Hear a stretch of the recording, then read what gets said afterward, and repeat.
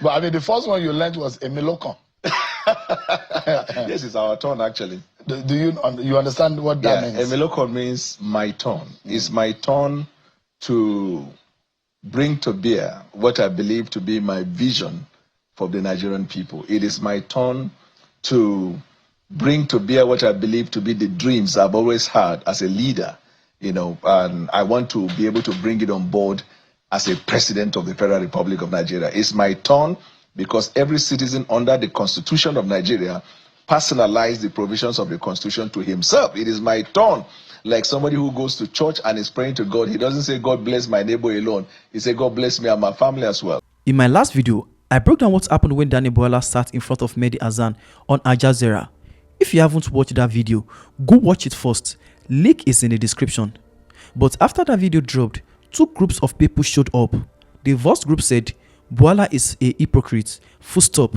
A man who spent years calling out Tinubu, calling out corruption, calling out election rigging, is now on international television defending the same man he was attacking.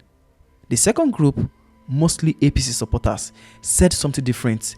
Leave Bwala alone. Everyone does this in Nigerian politics. Atiku people jump to APC, PDP people jump to Labour Party. Politicians always change sides. And honestly, that second argument is not completely wrong.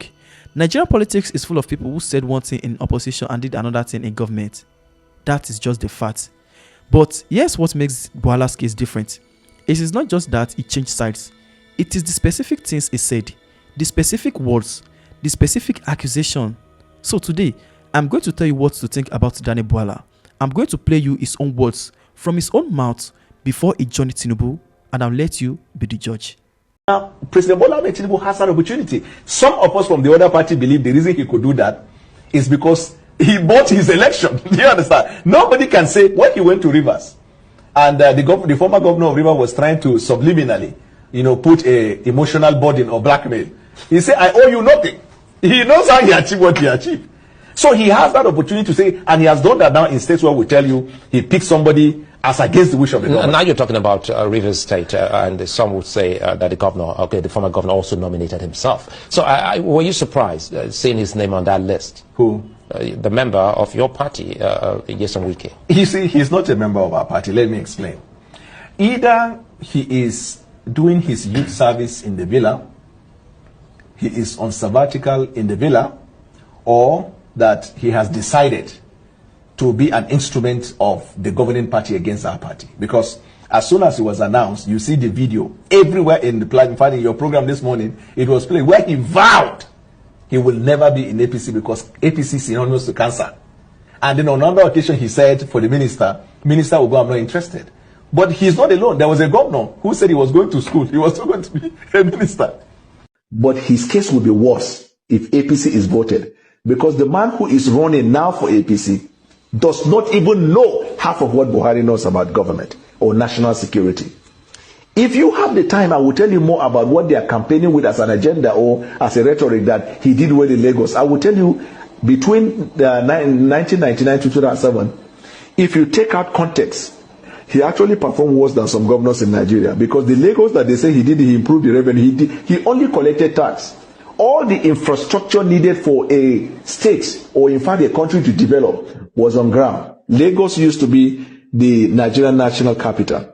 Before Nigeria was formed, Lagos was a colony. You have all the infrastructure for economic development. As what you didn't establish them. There was seaport, there was airport, you have commercial activity, all the embassies are there. So transaction with foreign envoys is in Lagos. All the hotels are there, headquartered in Lagos. All the banks are headquartered in Lagos. All security apparatus, every facility and infrastructure for economic development was in Lagos. He didn't bring them.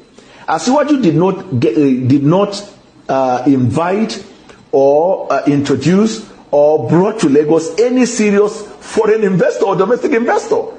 And these revenues we are talking about that they claim he has generated, we are on. It's just that the government didn't have the infrastructure in collecting those. So what he did throughout this period was to collect tax. That's what they claim by revenue. And even then, the reason he did that was because the company that was collecting the tax, the company is allegedly traceable to him. So if you pick a man on the street and you tell him, I want you to collect tax in a given area, your percentage is 30%. He will be optimal. He will be highly effective. This is the summary. But let me tell you what he did in Lagos. One, he attempted to destroy democracy. He wanted to introduce what we call monarchical democracy. A democracy that is not reflected by the will and wishes of the people, but reflected by the choice of a man, and people should run around it. He introduced the concept in politics in Nigeria that we call take the queue, follow the queue.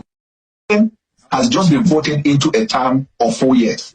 He's 8 months into the term, which constitutes 31.8% of the total time that he has. He has less than 70% of the time in government. When is that going to happen? 2, when President Buhari took over in 2015, it was the same language. Nigerians patiently followed. Today, tomorrow, they finish the first term, they enter the second term. When there is a fundamental problem with policy, time is irrelevant. 30 years it cannot work, mix in Nigeria.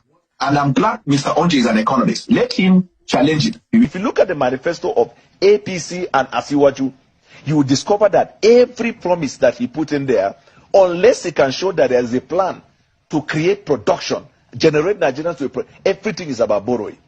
And they may end up borrowing your intestine, your kidney, and every part of your being for the things that they want to do. I'm not perturbed by that, but let me tell you what they are selling to the Nigerian people, what they call renewed hopelessness. In their renewed hopelessness, what is their economic model? You call it renewed hopelessness, but they call it renewed hope. But let me tell you why it is hopeless. This current government is the government of APC. They don't even know. Their entire manifesto is a campaign against the government. And a kingdom divided against itself cannot stand. If read their campaign manifesto, it is activism. You are doing activism against who?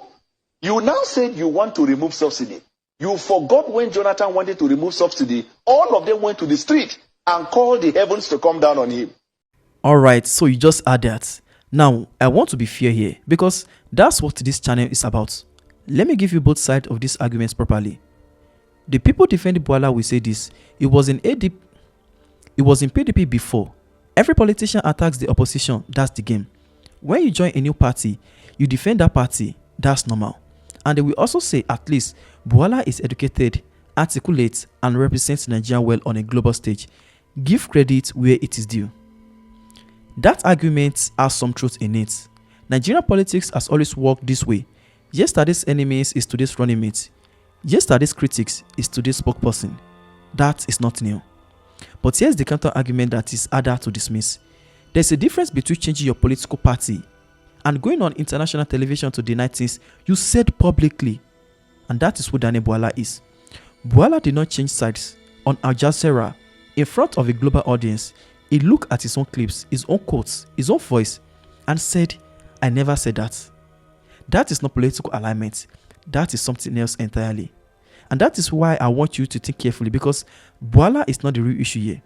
The real issue is what this tells us about how power works in Nigeria. Because when a man who was brave enough to speak truth in opposition becomes unable to stand by those same words in government, what does that say about the system he entered? Is it that he was lying before? Or is it that the system changes people? Or is it both? That's the question worth asking, not just about Bwala, about every single person who has made that same journey, from opposition critic to government defender in this country. So, I want you to drop your honest answer in the comments. Was Bwala lying then, or is he lying now? Because one of those has to be true. If this gives you something to think about, make sure you hit that like button right now. Subscribe and turn on your notification bell to always stay updated. And if you haven't watched part 1, the Al Jazeera breakdown, the link is in the description. Watch that first. Once again, thank you for watching, and I'll see you in my next video.